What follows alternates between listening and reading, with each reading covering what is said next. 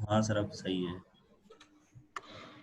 Okay चलिए, ये पहला एग्जांपल मैं आपको ना ब्रीफली रिपीट कर लेता हूँ कि हमारे पास R3 जो 3 डायमेंशनल स्पेस होता है, जिसमें x1 x2 x3 कंपोनेंट होता है, वो तो हमें पता है कि वेक्टर स्पेस होता है, मगर इसमें हमने सेकंड कंपोनेंट को जीरो करके ना पूरे स्पेस का जस्ट एक प्लेन ये वाला पोर्शन उठाया हुआ है।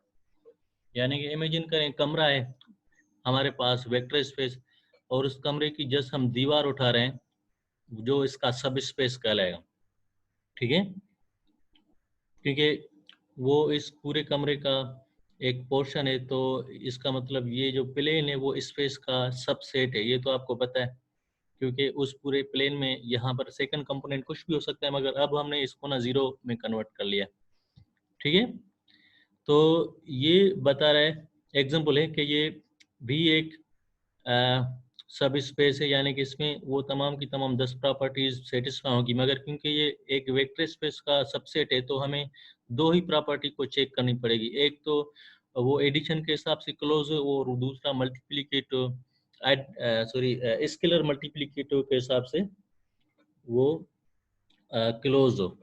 तो अगर आप दो इसी प्लेन के वेक्टर उठाएं, उनको ऐड करें, तो वो इसी प्लेन के ऊपर आएंगे, यानी कि वो मतलब दीवार के दो कंपोनेंट उठाएं, उनको ऐड करेंगे तो आंसर भी उसी दीवार में ही आएगा, बाहर नहीं होगा। ठीक है, तो इसने एग्जांपल लिया हुआ है, लेट्स सपोज x1 0 x3, दूसरा है y1 0 y3। जैसे हम इनको ऐड करेंगे तो ये कंपोनेंट होगा, यानी कि x1 प्लस y1 कोई रियल नंबर होगा, x3 y3 कोई भी रियल नंबर होगा, मगर दरमियान में फिर भी जीरो होगा। तो एट दी एंड ये वाला जो वेक्टर होगा वो इस x जेड प्लेन पे लाया करेगा। ठीक है, तो ये पहली प्रॉपर्टी तो सेटिस्फाई हो जाती है। और दूसरा, कोई भी स्केलर नंबर मल्टीप्लाई करें, लेट सपोज मैं k या c मल्टीप्लाई करता हूँ, तो c time zero again zero हो जाना है, तो अगेन ये वाला वेक्टर उसी प्लेन पे लाया करेगा। तो दिस वेरी इजी एग्जांपल कि ये आपको शो कर रहा है कि ये जो एक्स जेड प्लेन है वो R3 का एक सब स्पेस है। ठीक है, I think this easy to understand. इसमें कोई परेशानी हो, कोई मसला हो? हेलो, ये सादिया? ओके है सर, सही है। ठीक है, अब आवाज का तो नहीं मसला?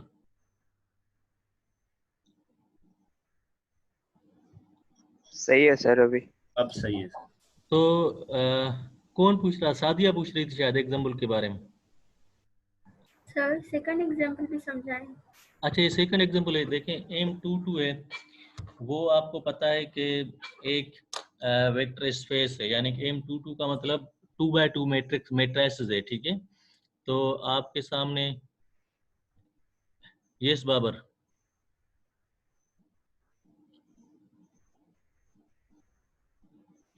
अच्छा आपके सामने ना बहुत सारे मैट्रिसेस पड़े हुए हैं, उनका ऑर्डर जस्ट 2x2 है। ठीक है, और वो तो आपको पता है। यस जवेरिया? सर अगर आप जैसे बोर्ड पे एग्जांपल देते हैं, वहाँ यहाँ पे स्क्रीन पे थोड़ा लिख के बता दें तो सही समझ आ जाएगा। हाँ, लिखना का है मसला में, जो वो जो होती है ना पेन, वो नहीं लाया, इस वजह से ना इस सर पीडीएफ यहाँ में पे जूम में खुद होती है। जूम वाला चल नहीं रहा। मैंने कोशिश की, अभी दोबारा देख लेता हूँ। ओके।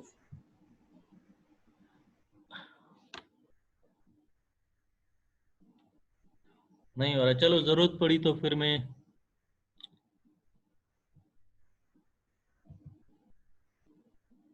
इसके पीडीएफ में थोड़ा आ रहा है एरर। ठीक है, सर पेंट चला ले। हाँ तो अब जरूरत जब पड़ी ना तो फिर बताना, तो मैं वो अल्टरनेट देखता हूँ। ठीक है, तो फिलहाल तो इसको एग्जाम्पल को समझे ना कि क्या बोल रहा है। ठीक है, अब एक वेक्टर स्पेस है 2x2 का, अब उसका हमने सब स्पेस लिया हुआ है, यानी कि उसका सबसेट लिया है। वो कौन सा सबसेट है? वो है साइमेट्रिक मैट्रिसेस। आपको बताया कि साइमेट्रिक मैट्रिसेस कौन सी होती हैं, जिसको ट्रांसपोज करें तो उसके मैट्रिक्स में ना कोई फर्क ना हो, यानी कि ए ट्रांसपोज अगर ए के बराबर हो तो वो साइमेट्रिक कहलाता है। तो इमेजिन करें आपके पास एक सुपर सेट है जिसमें तमाम मैट्रिसेस पड़े हुए हैं। ठीक है, 2x2 मैट्रिसेस पड़े हुए हैं, और उन तमाम 2x2 मैट्रिसेस में से आप जस्ट वो पिक कर रहे हो जो कि साइमेट्रिक हो। ठीक है, तो वो M2/2 का सबसेट होगा।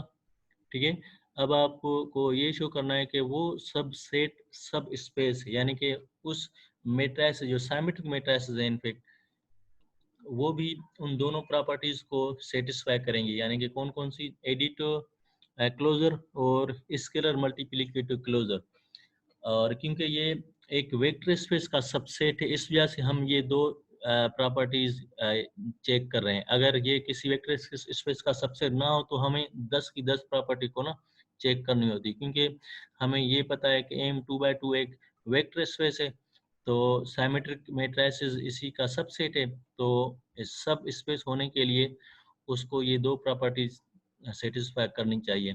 एक तो अगर दो साइमेट्रिक मैट्रिसेस को अगर हम ऐड करते हैं, ठीक है, तो भी वो साइमेट्रिक मैट्रिसेस बने, और अगर स्केलर मल्टीप्लाई नंबर करते हैं तो फिर साइमेट्रिक मैट्रिक्स ही बने, यानी कि रिजल्ट बाहर से ना हो। तो चलिए मैं अगर लेट सपोज A1 और A2 ये साइमेट्रिक मैट्रिक्स उठा रहा हूँ, ठीक है, और इसको ट्रांसपोज कर रहा हूँ मैं, ठीक है। तो आपको ट्रांसपोज की प्रॉपर्टी तो पता है, A+B होल ट्रांसपोज का मतलब A transpose plus B transpose होता है, ठीक है। तो इस वजह से जैसे ही दो मैट्रिसेस को उठाया और उसका ट्रांसपोज लिया, अब क्योंकि ये A1 transpose A1 sorry symmetric है तो उसका ट्रांसपोज सेम आएगा A1, और A2 अगेन साइमेट्रिक, क्योंकि हमें उसी सब स्पेस में से एलिमेंट उठाने होते हैं, तो ये दो वेक्टर जो है ना वो ऑलरेडी साइमेट्रिक हैं, तो उनका ट्रांसपोज करेंगे तो वो A1 transpose plus A2 transpose हो जाएगा, जो कि अगेन A1 प्लस A2 आएगा, ठीक है। यानी कि दो साइमेट्रिक मैट्रिसेस उठाएं, ट्रांसपोज किया, तो हमें ये पता चला कि उन दोनों का सम भी साइमेट्रिक है, A1 A2, क्योंकि A1 और A2 का तो हमें पता है, सम करने के बाद ट्रांसपोज करने के बाद भी जवाब वही सेम आ रहा है, तो इसका मतलब दो मैट्रिसेस को जैसे हम ऐड करते हैं तो जवाब नॉन साइमेट्रिक नहीं होता। जिस जवेरिया, इसमें क्या मसला है, कौन सी चीज नहीं आ रही समझ में?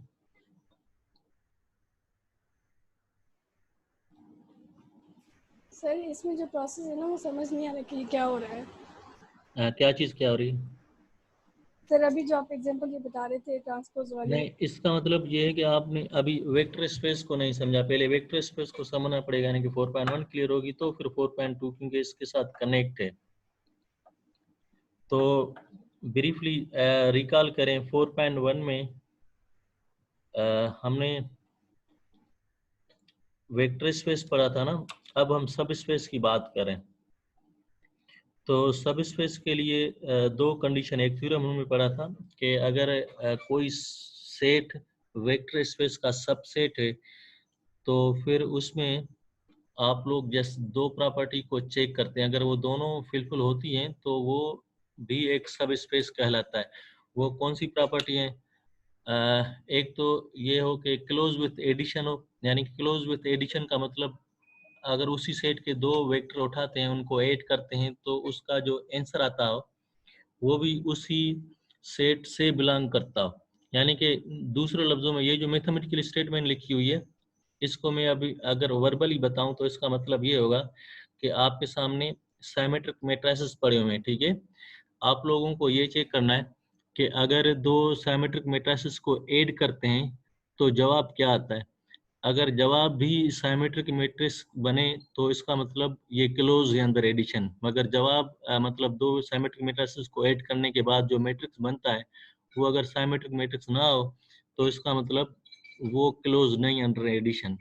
तो इमेजिन करें आपके पास एक साइमेट्रिक मैट्रिक्स है, फॉर एग्जांपल 1 2 3 R12 और 1 3 है फॉर एग्जांपल, ठीक है। और दूसरा है फॉर एग्जांपल आप इस तरह भी कर सकते हैं 4 5 5 6 है फॉर एग्जांपल, ठीक है। तो इनको ऐड करके देखें क्या बनता है, मगर ये आपको पर्टिकुलर एग्जांपल है। जनरलाइज आपने इस तरह करना है कि आप अज्यूम करें कि A1 आपके पास साइमेट्रिक है और A2 साइमेट्रिक है, इनको ऐड किया। अब आप इसका ट्रांसपोज लेके चेक करते हैं कि ऐड करने के बाद ट्रांसपोज करेंगे तो जवाब क्या आना चाहिए। अगर साइमेट्रिक होगा तो जवाब सेम आएगा A1 प्लस A2, अगर साइमेट्रिक नहीं होगा तो इसका ट्रांसपोज चेंज हो जाएगा ना। तो क्योंकि हमने A1 A2 उसी साइमेट्रिक सेट से उठाए हुए हैं तो ट्रांसपोज करेंगे तो ट्रांसपोज की प्रॉपर्टी तो हमें पता है कि दोनों के ऊपर अलग अलग ट्रांसपोज आएगा। तो इसका मतलब A1 ट्रांसपोज, क्योंकि A1 साइमेट्रिक हमें पता है तो उस A1 का ट्रांसपोज A1 ही आएगा, और A2 साइमेट्रिक है तो A2 का ट्रांसपोज भी A2 आएगा। यानी कि दो मैट्रिसेस को ऐड करने के बाद जैसे ही ट्रांसपोज किया है तो जवाब वही सेम मैट्रिक्स आता है। इसका मतलब ये ऐसा मैट्रिक्स है जिसको ट्रांसपोज करें या ना करें एक ही बात है। तो again there addition is symmetric. तो इसका मतलब यही है कहने का कि आप लोग दो साइमेट्रिक मैट्रिसेस उठा रहे हो, ऐड कर रहे हो, ट्रांसपोज करके चेक करते हो कि क्या वही सेम आता है या नहीं आता। ठीक है, ये पहली प्रॉपर्टी क्लियर है। Yes, sir. Is there any confusion यार?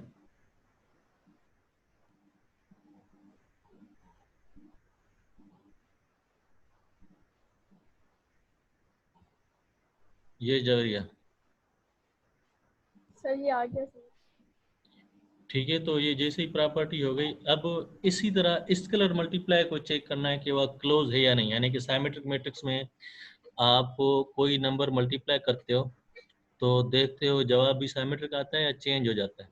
तो हमने क्या किया है, एक उठाया हुआ है मैट्रिक्स जो कि साइमेट्रिक है, उसको कांस्टेंट नंबर कोई सी ए मल्टीप्लाई करते हैं, उसको ट्रांसपोज करके देखते हैं। और आपको पता है कि सी ए का ट्रांसपोज, क्योंकि सी तो रियल नंबर है तो उसका ट्रांसपोज तो वही सेम नंबर आता है सी। ठीक है, क्योंकि ट्रांसपोज क्या करता है, रो को कॉलम और कॉलम को रो में कन्वर्ट करता है। तो सी अगर आप लोग देखें 1 बाय 1 मैट्रिक्स भी अगर हो, फॉर एग्जांपल अगर आप ट्रांसपोज की बात करते हैं तो स्केलर नंबर का ट्रांसपोज वही सेम नंबर आता है। ठीक है, तो ये हो जाएगा सी ए ट्रांसपोज। और ए ट्रांसपोज क्योंकि ए जो मैट्रिक्स है वो साइमेट्रिक है, हमें पता है उसी सेट से मैट्रिक्स उठाना है, तो ये सी ए हो जाएगा। ठीक है, और आपको ये पता है कि अगर ए साइमेट्रिक्स है तो मतलब कोई फर्क नहीं पड़ता, अगर हम उसको सी नंबर के साथ मल्टीप्लाई करेंगे तो उसका आर्डर भी सेम रहेगा मगर वो साइमेट्रिक ही होगा, क्योंकि सी ये जो नंबर जो है ना वो तमाम के तमाम कंपोनेंट के साथ मल्टीप्लाई हो जाएगा। ठीक है, is it clear? Yes sir. तो और क्या मसला है इसमें, इसी तरह के एग्जांपल्स है ना, तो आप लोग चेक करेंगे। सर एक और एग्जांपल है, उसका पर्पस समझ आ गया है कि उसमें क्या हो रहा है, लेकिन उसको थोड़ा थोड़ा आप डिफाइन करें। कौन सा, ये इसमें थर्ड? एग्जांपल 5 सर, उसमें समझ आ रहा है कि वो सब स्पेसेस हैं, लेकिन वो सबको एक साथ क्यों डिफाइन कर रहा है सारे फंक्शंस को।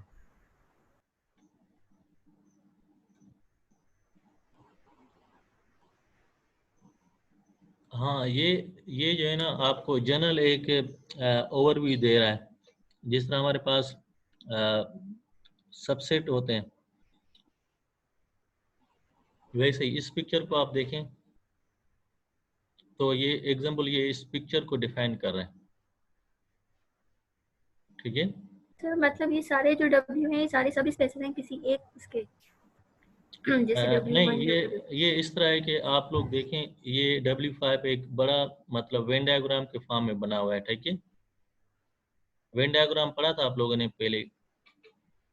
सर। वेन डायग्राम में दो सबसेट को किस तरह डिफाइन करते हैं, यानी कि एक सेट के अंदर दूसरा रखते हैं ना, तो W5 जो है ना उसके अंदर ये W4 पड़ा है। इसका मतलब ये है कि W4 W5 का सबसेट है, जस्ट लाइक वेन डायग्राम इसके क्यों अंदर है। तो तमाम के तमाम एलिमेंट जो W4 में है W5 में भी है, मगर W5 बड़ा सेट है तो W5 तो W4 का सबसेट नहीं है, मगर W4 W5 का सबसेट है। यानी कि आप लोग इस तरह देखें कि जिस तरह नेचुरल नंबर जो सेट है वो होल नंबर का सबसेट है, होल नंबर फिर इंटीजर का सबसेट है, इंटीजर फॉर एग्जांपल रेशनल का सबसेट है और रेशनल रियल का सबसेट है ना। तो मतलब छोटे से हम बड़े की तरफ जाते हैं। तो यहाँ पर भी वैसे ही है, बड़ा सेट हमारे पास फंक्शन है जनरल, या फंक्शन कुछ भी हो सकते हैं, वो इंटीग्रेबल हो या ना हो, कंटिन्यूस हो या डिसकंटिन्यूस हो, पॉलिनोमियल फंक्शन हो या अलजेब्रिक फंक्शन हो, सारे फंक्शन का एक बड़ा सेट है जिसको W5 का नाम दिया हुआ है। ठीक है, और ये W5 जो है ना वो वेक्टर स्पेस है। ये गिवन है, ये बेसिक जो फंक्शन हमने पढ़े थे उसमें फंक्शन का भी था, जो कि फॉर एग्जांपल 0 1 कर लें और अब 0 1 की डोमेन में ये जो वेक्टर हैं उसके फिर सबसेट जो है ना वो सब स्पेस कहलाएंगे। कौन कौन से सबसेट है? एक वो वाले फंक्शन है, तमाम फंक्शन का एक छोटा सा पोर्शन लिया है जिसमें वो इंटीग्रेबल फंक्शन होते हैं, यानी कि कुछ फंक्शन होते हैं जो कि इंटीग्रेबल ना हो। फॉर एग्जांपल आप लोगों ने पढ़ा होगा कैलकुलस में मॉड ऑफ x है, ठीक है, तो वो कार्नल 0 पर इंटीग्रेबल नहीं है, मगर हमने वो फंक्शन उठाए हैं जो इंटीग्रेबल होते हैं, यानी कि जिसको हम इंटीग्रेट कर सकते हैं ईच एंड एवरी पॉइंट, ठीक है। तो वो इसका सबसेट है, तो ये भी एक सब स्पेस होगा इस W5 का, ठीक है। यहाँ पर इसको देखें, W4 is subset of W5। अब इंटीग्रेबल फंक्शन फिर बहुत सारे हैं, उसमें बहुत सारे नॉन कंटिन्यूस होंगे, बहुत सारे कंटिन्यूस होंगे। नॉन कंटिन्यूस फॉर एग्जांपल आप लोगों ने देखा होगा ब्रैकेट फंक्शंस वगैरह, मगर हम तमाम इंटीग्रेबल फंक्शन में से अगेन थोड़ा सा पोर्शन उठा रहे हैं वो फंक्शन जो कि कंटिन्यूस है। अब आप देख सकते हैं कि ये इसका सबसेट है एज अ वेन डायग्राम, ये पूरा रीजन इसके अंदर लाया करता है। तो W3 कंटिन्यूस फंक्शन है उन इंटीग्रेबल फंक्शंस का, ठीक है, यानी कि ये जो कंटिन्यूस है वो इंटीग्रेबल भी है और फंक्शन भी है, इस वजह से ये W3 इन दोनों का सबसेट है, ठीक है। तो वो सब स्पेस है। इसी तरह कंटिन्यूस फिर बहुत सारे हैं, बहुत सारे डिफरेंशिएबल होते हैं, बहुत सारे नहीं होते। तो इसमें हमने डिफरेंशिएबल उठाए हैं जो कि इन तीनों का सबसेट है, और इसमें से अगेन छोटा सा पोर्शन पॉलीनोमियल फंक्शन उठाए हैं, ठीक है, क्योंकि डिफरेंशिएबल आप लोगों ने वो देखा होगा ट्रिग्नोमेट्रिक फंक्शंस हैं, तो यहाँ पर पॉलीनोमियल में वो नहीं आते, ठीक है। तो पॉलीनोमियल में जस्ट वो होते हैं जिसका पावर जो है ना वो होल नंबर में हो। तो ये W1 इसका सबसेट है, W2 W3 का सबसेट है, W3 W4 का, और वैसे ही 5 तक है। तो ये वाली सीक्वेंस है, W1 is subset of W2 W3 W4। तो ये 1 से लेकर 4 तक 5 का जो है ना वो सबसेट है। तो ये आपको स्टार्टिंग में बताया हुआ है कि 5 हमारा W5 जो है ना वो वेक्टर स्पेस है, बाकी 1 से लेकर 4 तक ये सारे के सारे इसके सब स्पेस हैं, ठीक है। तो इसका मतलब इसको प्रूव करना हो तो फिर भी आप कोई भी जनरली आप लेंगे, लेट सपोज अगर हम W1 की बात कर रहे हैं तो दो पॉलीनोमियल को फंक्शन को ऐड करेंगे तो वो पॉलीनोमियल ही आएगा, और पॉलीनोमियल में आप स्केलर मल्टीप्लाई करेंगे तो अगेन पॉलीनोमियल ही रहेगा, चेंज नहीं होगा, ठीक है। तो इस वजह से वैसे या डिफरेंशिएबल फंक्शन की बात करेंगे, इसको प्रूव करना हो कि क्या ये डिफरेंशिएबल फंक्शन सब स्पेस है या नहीं, तो आप क्या करेंगे, in general let suppose f हमारा डिफरेंशिएबल है और g भी है, तो f प्लस g को करेंगे तो वो डिफरेंशिएबल होगा। आप लोगों ने इसका फार्मूला पढ़ा था डिफरेंशिएबल का कि derivative of a plus b will become derivative of a plus derivative of b। तो अगेन वो सेम आएगा, या स्केलर मल्टीप्लाई करने से भी इसमें कोई फर्क नहीं पड़ता। तो ये तमाम के तमाम फंक्शन आप 1 बाय 1 चाहे तो प्रूफ कर सकते हैं, ठीक है। अच्छा, इसके अलावा और कौन सा?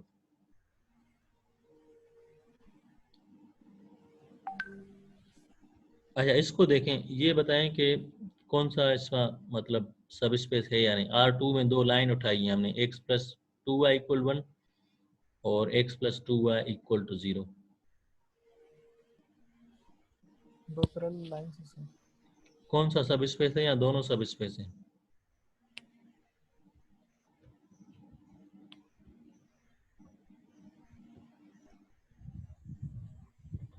सर उसके लिए हमारे पास प्रॉपर्टी है, अगर वो अगर फॉलो होगी तो वो सब स्पेस होगा। एक तो सर ये है कि वो सर ओरिजिन दोनों से होनी चाहिए सर, क्योंकि R2 में ही लाई कर रही हैं दोनों सर, लाइंस होनी चाहिए। सर एक प्रॉपर्टी तो सर ये भी है ना कि वो ओरिजिन से लाजमी क्रॉस करनी ये नहीं हाँ गुजरनी चाहिए। हाँ, ये भी प्रॉपर्टी है, क्योंकि अगर ये ना हो तो फिर मसला होता है।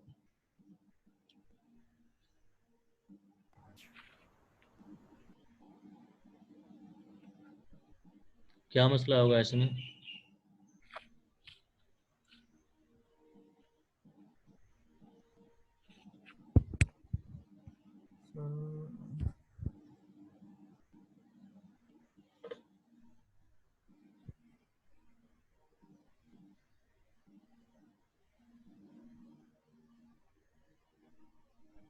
देखें, जिस तरह वो क्वेश्चन आपको से मैं पूछ रहा था जीरो या नल वेक्टर का,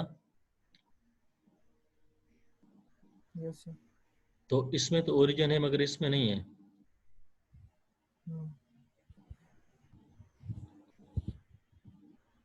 x plus 2y is equal to 1।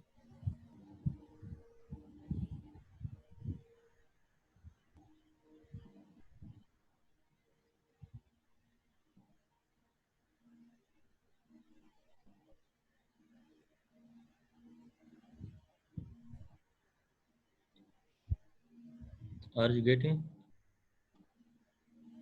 ठीक है, तो इस हिसाब से ये वाला जो दूसरा है वो तो सब स्पेस है, मगर पहला वाला नहीं है क्योंकि वो ओरिजिन से पास नहीं कर रहा। ठीक है सर।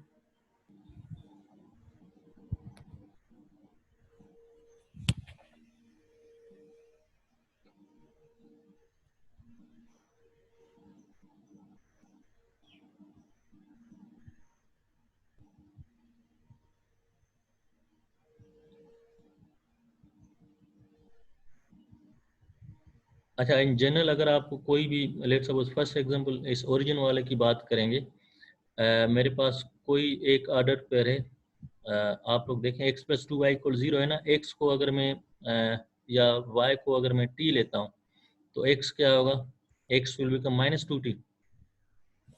तो ऑर्डर पेयर या y को मैं 2t लेता हूँ तो x को क्या लेना पड़ेगा, -2t, मतलब x के लिए सॉल्व करेंगे तो दोनों को ऐड करने के बाद जो आंसर आता है वो अगेन इसी तरह आएगा, -2 × t3 + t3।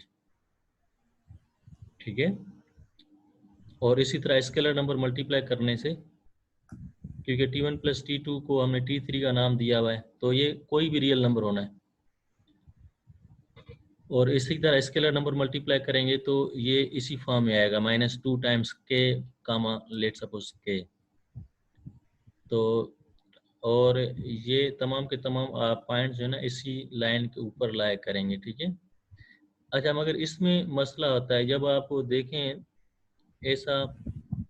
ऐसी लाइन जिसमें ओरिजिन ना हो तो स्ट्रेट फॉरवर्ड आपको उन वेक्टर स्पेस में से जो 10 प्रॉपर्टी थी ना उसमें नल वेक्टर नहीं होता, तो वो क्योंकि फेल हो जाती है, तो इस वजह से ना आप लोग कह सकते हैं कि वो सब स्पेस नहीं है। मगर आप में से कोई कह सकता है कि सर ये तो थ्योरम ये बता रहा है कि अगर आपके पास ये वेक्टर का सबसेट है तो हमें दो प्रॉपर्टी को चेक करनी पड़ेगी, एक सा कहाँ से आ गई। तो आप अगर इसी तरह इस लाइन के दो कंपोनेंट उठाते हैं और उनको ऐड करते हैं तो ये इसी लाइन के ऊपर नहीं आएगा, वो मतलब that point will become out of this line, वो लाइन से बाहर हो जाएगा। यानी कि फॉर एग्जाम्पल इसमें ये कौन है, अपनी माइक तो बंद करें ना कम से।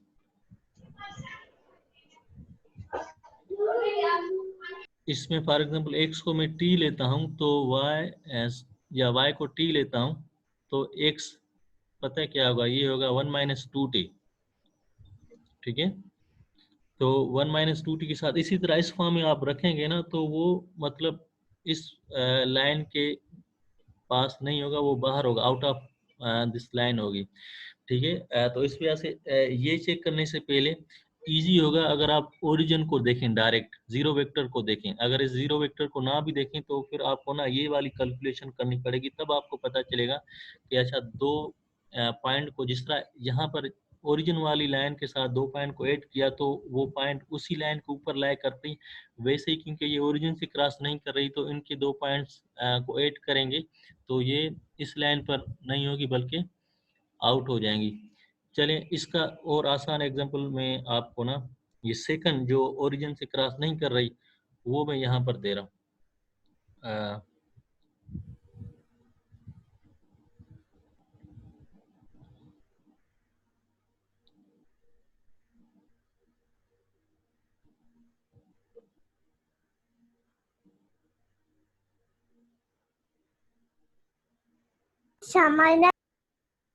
अच्छा, इसको देखें, यूनिट सर्कल है।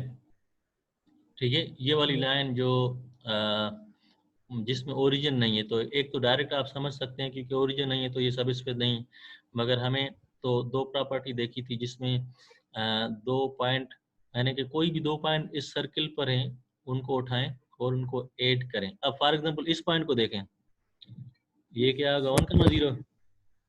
ठीक है, यस सर। और ये पॉइंट क्या होगी 1,0। यस और ये दोनों इस सर्किल के ऊपर लाया कर रही है ना, यस सर। ये सर हो। Yes sir. तो इनको ऐड करने पर भी वो पॉइंट इसी सर्किल के ऊपर आनी चाहिए, मगर देखें क्या होगा 1 - 1 क्या होगा, ये 0 होगा। 0,0 0,0 ये ओरिजिन पर जा रहा है ना, तो Yes, इसका sir. मतलब ये एडिशन के हिसाब से क्लोज नहीं है, यानी कि दो बाउंड्री के पॉइंट को ऐड करते हैं तो जवाब उस बाउंड्री पर नहीं आता, यानी कि this not close under addition. तो ये थोड़ा लेंथी है, मगर आप इसका शॉर्टकट ये है कि आप इसमें देखें ओरिजिन यानी कि नल वेक्टर है, 0 है, तो ये इस वजह से इसने डायरेक्ट रिजल्ट दे दिया है, the unit circle is not a subspace of R2 why because 0 vector is missing. ठीक है, तो इसी तरह आप इसको एक मरतबा दोबारा देखें, यहाँ पर जो ओरिजिन से क्रॉस करे कोई भी एक पॉइंट, यानी कि अगर आप इसमें पर्टिकुलर ले लें, ये जनरल लिया हुआ है इसने पर्टिकुलर, फॉर एग्जांपल मैं लेता हूँ x1 तो y1 तो x क्या होगा सर कौन सी वाली में? इसमें? अगर x अगर 1 है तो सर y जो है 1/2 होना चाहिए। हाँ 1 माइनस, इसमें चलें इसकी बात करें, मैं y1 लेता हूँ तो x क्या होगा? -1 माइनस 1/2 सर ना, हाँ सही, -1 होगा ना। सही। तो इसको आप रखें, कौन सा ऑर्डर पर होगा? 1 का -1 ठीक है। सही। Yes, sir. और दूसरी पॉइंट लेट सपोज y को मैं 0 लेता हूँ, y को 0 तो x क्या होगा? 1 तो ये ऑर्डर पर क्या होगा? 1 का 0। 1,0। अब आप पहले और इस ऑर्डर पेयर को ना ऐड करें, पहला कौन सा था? -1, और ये था 1, 0, तो ऐड किया तो कौन सा ऑर्डर पेयर बना? 0,1 0,1 ठीक है। अब आप इसमें 0 पुट करके देखें, एक 0 पुट करता हूँ तो क्या y1 आता है? एक 0 पुट करेंगे तो y तो 1/2 आएगा ना। Yes sir. इसका मतलब वो पॉइंट इस लाइन के ऊपर सेटिस्फाई नहीं करती, यानी कि वो किसी और जगह पर चली गई, यानी कि कोई भी दो पॉइंट इस लाइन के उठाते हैं, ऐड करते हैं तो जवाब इसी लाइन के ऊपर नहीं आता। मगर ये वाला केस इस लाइन के ऊपर नहीं होगा, क्योंकि इसको ना हमने जनरली ये देखा हुआ है। ठीक है, अगर आप चाहें तो इसी तरह इस लाइन के साथ कोई भी दो पॉइंट उठाएं और चेक करें, जो जवाब होगा वो इस लाइन को सेटिस्फाई करेगा। ठीक है, तो Yes. ये मतलब लेंदी मेथड है, मगर अब डायरेक्ट जिस तरह हसीब ने कहा कि कंडीशन ये है कि नल वेक्टर की आपको देखने के बाद ही डायरेक्ट पता चल जाएगा कि ये ओरिजिन से क्रॉस करे तो ये सब स्पेस होगी, ये लाइन ओरिजिन से क्रॉस कर रही है तो ये सब स्पेस नहीं होगी, क्योंकि 0 वेक्टर फॉलो नहीं हो रहा। मगर क्योंकि ये R2 का सबसेट है तो दो प्रॉपर्टी चेक कर रहे हैं, तो पहली वाली इसमें फेल हो रही है, इसमें फेल नहीं हो रही। ठीक है, तो ये एक बेस्ट एग्जांपल भी और काउंटर एग्जांपल भी है सब स्पेस का।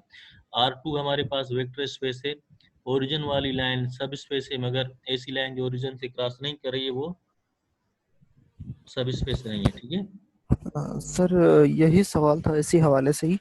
यस। हम तो सर यहाँ पर एडिटिव जो इनवर्स है वो हम प्रॉपर्टी देखते हुए ये प्रूफ कर रहे हैं, पर अगर सर वैसे ही हमें ग्राफ की बिना फिर सर हम कैसे करेंगे? ग्राफ को देखें ओरिजिन से, यानी कि ये ग्राफ है ना, इन चारों को देखें। चलें 4.1 को एक मरतबा दोबारा देखें। सॉरी सर, यानी ग्राफ ना के बिना ये कह रहा था, सॉरी।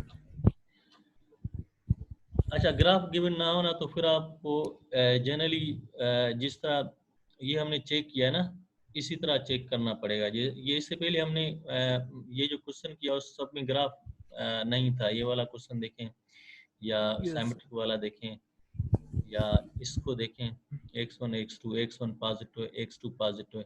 अच्छा, इसमें देखें कि ये क्या चीज़ है, ऐसा ऑर्डर पेयर है जिसमें दोनों पॉजिटिव नॉन नेगेटिव है। तो आपको हाँ। ग्राफ नहीं भी पता, मगर मैं आपसे ये अगर पूछूं तो बताएं कि इसका ग्राफ क्या होगा, तो या तो ग्राफ को इमेजिन करें। Sir always in the positive होगा और क्या? अच्छा, कौन सा क्वाड्रेंट होगा? First, second, third, fourth? Sir first quadrant. First quadrant होगा ना। तो फर्स्ट क्वाड्रेंट में मतलब ओरिजिन भी आ जाएगा। Yes sir. ठीक है, मगर उन तमाम फर्स्ट क्वाड्रेंट को ऐड करेंगे तो आपका जवाब भी फर्स्ट क्वाड्रेंट में ही आ जाएगा। Yes sir. मगर दूसरी प्रॉपर्टी, स्केलर नंबर तो कोई भी रियल नंबर होता है ना, वो पॉजिटिव भी होता है नेगेटिव भी। क्या होगा अगर किसी भी फर्स्ट क्वाड्रेंट के ऑर्डर पेयर को मैं नेगेटिव नंबर के साथ मल्टीप्लाई करता हूँ, तो क्या वो फर्स्ट क्वाड्रेंट में ही रहेगा या चेंज हो जाएगा? चेंज हो जाएगा। चेंज मतलब वो आई थिंक थर्ड क्वाड्रेंट में जाएगा, ऐसे ही ना। Yes sir. तो वो स्केलर प्रॉपर्टी को क्लोज नहीं करता। तो आपके पास दो ही ऑप्शन है, या तो खुद इमेजिन करें ग्राफ को, या फिर आप क्या करें इसको ना, जनरली काउंटर एग्जाम्पल, या मतलब लेट सपोज नेगेटिव सी टाइम्स 1, 1 ले, तो ये होगा नेगेटिव सी नेगेटिव सी, ठीक है। तो इस वजह से आप कहेंगे कि this negative c is not in the first quadrant, so that's why second property does not hold. तो इस पूरे एग्जांपल में ग्राफ नहीं गिवन, ठीक है। ठीक है सर।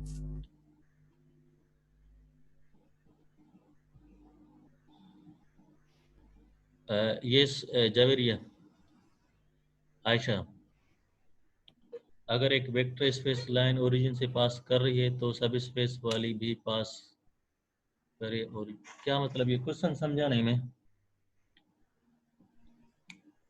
सर ये आंसर है, किसी ने क्वेश्चन पूछा, ये उसका आंसर है। अच्छा अच्छा, यस सर। ठीक है। तो अच्छा इसको देखें, ये जो हमने अभी बात कर रहे थे ग्राफ की,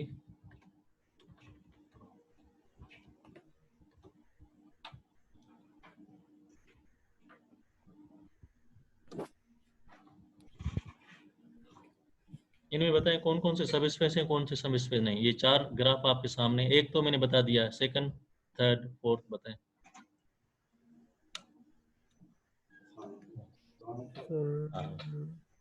यस बताएं।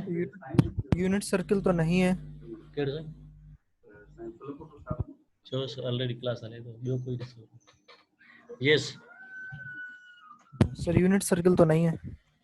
हाँ, ये तो अभी हमने थोड़ी देर पहले डिस्कस किया था, ठीक है, याद होगा, क्योंकि Yes, ओरिजिन नहीं है, इस वजह से इन दोनों का सम बाहर हो रहा है।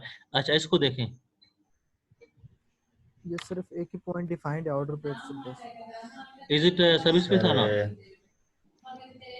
सर सर शायद होगा। एस ये तो प्रीवियस क्लास में शायद किसी ने क्वेश्चन भी पूछा था, शायद मदन लाल ने पूछा था, मुझे याद आ रहा है कि अगर एक नल वेक्टर हो तो वो सब स्पेस होगा नहीं, क्योंकि अब ये मिनिमम सब स्पेस है, एक ही वेक्टर है 0, यस 0। सर। इसको अगर आप इसी वेक्टर के साथ ऐड करें, क्योंकि दूसरा तो है ही नहीं, तो अगेन ओरिजिन ही आएगा, या कोई भी स्केलर नंबर मल्टीप्लाई करेंगे तो मल्टीप्लाई ओरिजिन करें। ही रहेगा, बाहर नहीं होगा, ठीक है। सारी सही है प्रॉपर्टी सर। सर फॉलो सारी हो रही प्रॉपर्टी सेटिस्फाई हो रही है। यहाँ पर देखें अगेन है। ये ये भी उसी तरह है, ये भी क्योंकि है। Yes sir. ओरिजिन से पास कर रहे हैं तो ये डायरेक्ट। अच्छा इसको देखें, W = R2, पूरी की पूरी सर है तो सर होगा ना फिर पूरी ये की भी। पूरी है, ठीक है, तो ये भी अगेन। Yes sir. हाँ, मगर ये लिमिटेड पोर्शन हो, लेट सपोज -3 से लेकर +3, फिर नहीं होगा, मगर ये कंप्लीट R2 है, ठीक है। Okay sir. सही। सर एक मिनट सर, ये थोड़ा सा रिपीट करना कि आप लेट सपोज अगर ये सिर्फ और सिर्फ रेक्टेंगल की डोमेन हो फिर। रेक्टेंगल मतलब R2 की बात करें। ये सर यहाँ पर जो गिवन है, यहाँ पर लिमिट अगर एज अ लिमिट गिवन हो कि -3 से 3 तक। वो तो और ऑलरेडी हमने किया था ना एग्जांपल, फर्स्ट क्वाड्रेंट वाला। ये पूरा फर्स्ट क्वाड्रेंट अगर रेक्टेंगल हो, यानी कि आप इन चारों में से जस्ट ये वाला पोर्शन उठा रहे हो, तो अच्छा सर। वो क्या सब स्पेस होगा नहीं। ऑलरेडी हमने डिस्कस किया कि वो सब स्पेस नहीं, क्योंकि नेगेटिव नंबर के साथ नहीं होगा मल्टीप्लाई सर। करते हैं तो ये। या क्या होगा अगर हम इन दोनों क्वाड्रेंट को उठाएं, फर्स्ट और सेकंड को, तो क्या वो सब स्पेस होगा। यानी कि इमेजिन करें आपके पास वो तमाम पॉइंट्स हो जिसमें x पॉजिटिव नेगेटिव हो मगर y पॉजिटिव ही हो, इंक्लूडिंग 0, नहीं होगा सर। तो ये रेक्टेंगल बनेगा ना फर्स्ट और सेकंड क्वाड्रेंट। तो बताएं क्या वो सब स्पेस होगा नहीं। इसमें ओरिजिन भी शामिल है, ठीक है। ये सर सुनो, अगर सर स्केलर अगर नेगेटिव होगा तो फिर वो नेगेटिव आ जाएगा, फिर तो वो नहीं होना, नहीं होना। फिर चेंज होगा ना, यानी कि यस सर। दो वेक्टर को मतलब दो R2 के एलिमेंट्स को जो कि फर्स्ट और सेकंड में है, उनके साथ कोई भी स्केलर नंबर मल्टीप्लाई करते हैं, नेगेटिव स्पेशली, तो वो आउट हो जाएगा, यस सर। ठीक है। तो इस वजह से ठीक है सर। ये भी नहीं होना, ठीक है। हाँ ठीक अच्छा, है। क्या होगा अगर हम क्वाड्रेंट उठाते हैं फर्स्ट और थर्ड। फर्स्ट और थर्ड तब सर होगा। पक्की बात है। Yes sir. सोचो। एक मिनट सर मैं सोच लूँ। हाँ सोचो।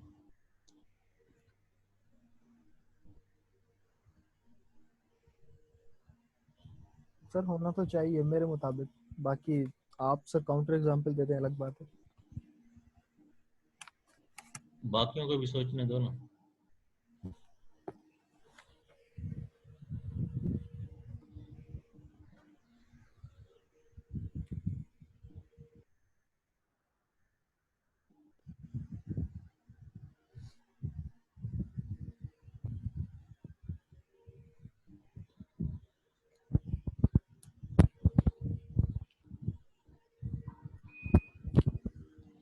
ये आयशा क्या करिए,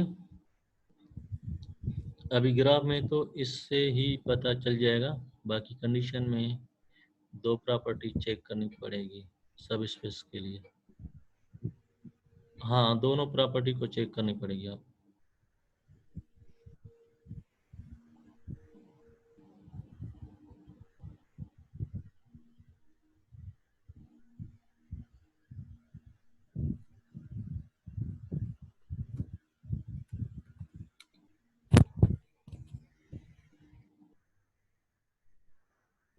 ठीक है, तो हसीब सही कह रहे हो तुम इसमें। Thank you sir. मगर एक और, अगर आप स्केलर नंबर मल्टीप्लाई करते हैं तो यस क्योंकि सर। एक्स यहाँ पर पॉजिटिव है और वाई भी पॉजिटिव है और यहाँ पर नेगेटिव है, तो ठीक है। चलिए हम आगे चलते हैं। ये हमने एग्जाम्पल किया था शायद 7वां, हाँ ये सर एक ये लिखा हुआ है। और ये 8वां भी किया था शायद।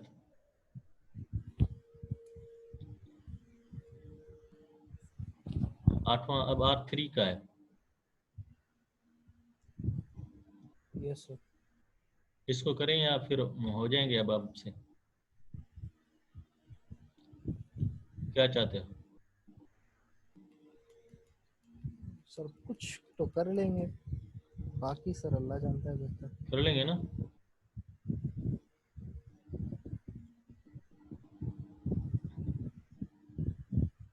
अच्छा चलो डायरेक्ट बताओ कि क्या होगा इस पहले स्ट्रेट फॉरवर्ड है, या ग्राफ को देखें या इस पॉइंट को देखें। x1 x2 कोई भी नंबर हो सकते हैं, मगर थर्ड कंपोनेंट फिक्स है 1, यानी कि ये ऊपर प्लेन है जिसमें z कंपोनेंट 1 है। ठीक है, x5 प्लेन है मगर थोड़ा ऊपर है 1 पर, यस सर। जिस तरह रूफ होती है कमरे की छत है वैसे ही है। ठीक है, तो यस बताएं सर। क्या ये सब स्पेस है या नहीं। सर नहीं। अगेन ओरिजिन को देखें, ये प्लेन क्या ओरिजिन से पास कर रहा है?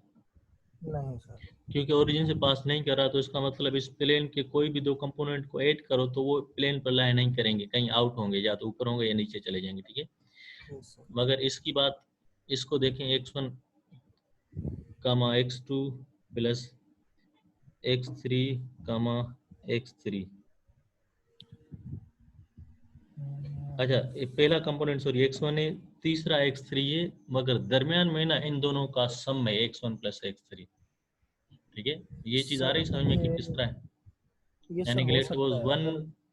और ये आखिरी है 3, तो 2 क्या होगा 1 प्लस 3, यानी कि y को हमने x और z कंपोनेंट को ऐड किया हुआ है।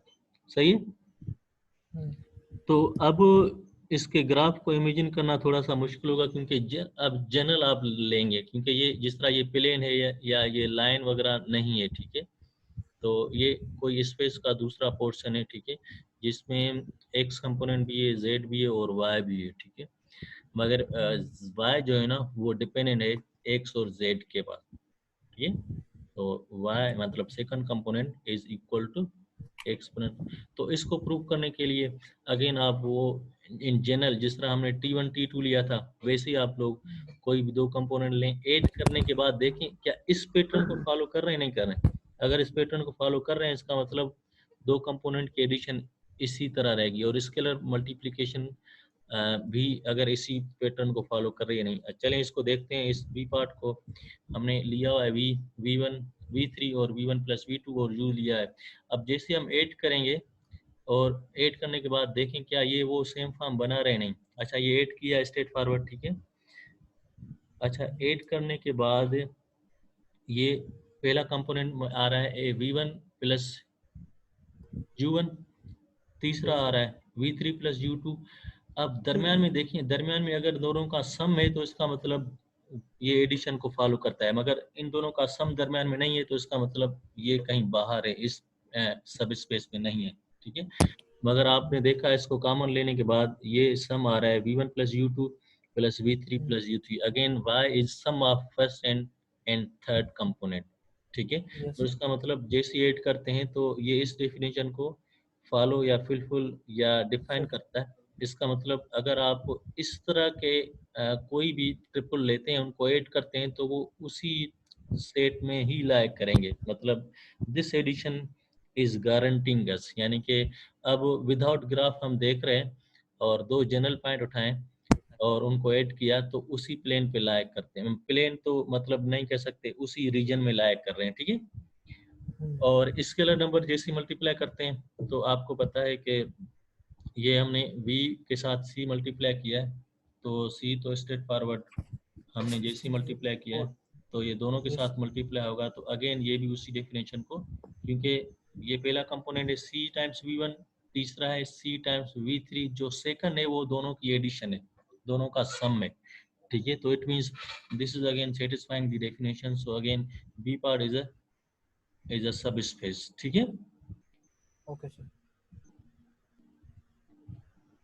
अच्छा सॉरी, उसका जो सेकंड पार्ट का ना ये प्लेन ही बनेगा इस ट्रायंगल के फॉर्म में, प्लेन, क्योंकि R3 का ग्राफ थोड़ा सा बनाना मुश्किल होता है। तो ये दोनों प्लेन है, ये कुछ रूफ की तरफ है ये, मगर एक ट्रायंगल फॉर्म का एक प्लेन ही है, ठीक है।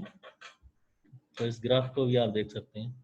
और ये आप देखें जीरो से पास कर रहा है ओरिजिन से, मगर ये ओरिजिन से पास नहीं कर रहा, ठीक है।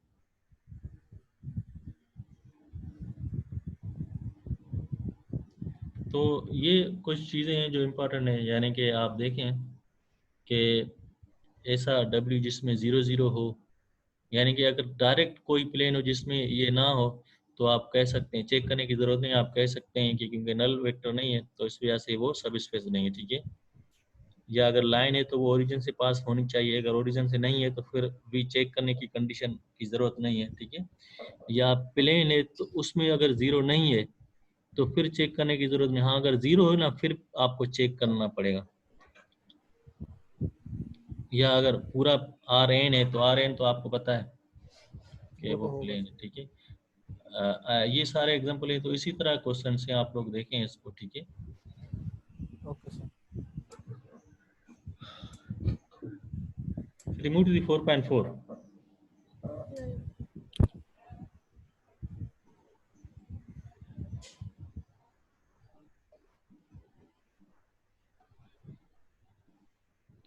ये स्लाइड नजर आ रही है आप लोगों को? सर बुक नजर आ रही है।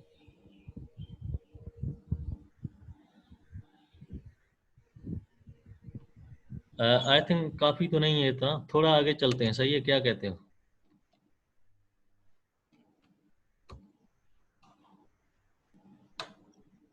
काफी है सर आज के लिए। काफी मुझे नहीं लग रहा, पता नहीं क्यों।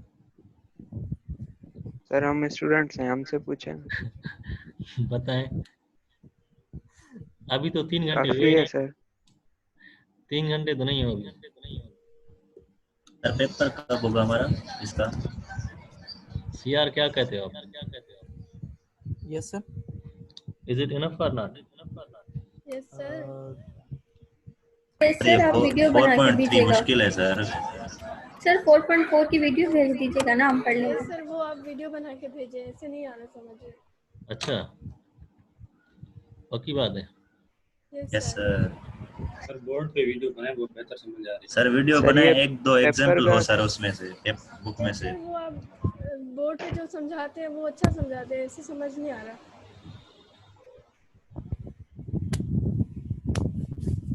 ये सर पेपर का क्या सीन है? बख्तार नहीं आया क्या?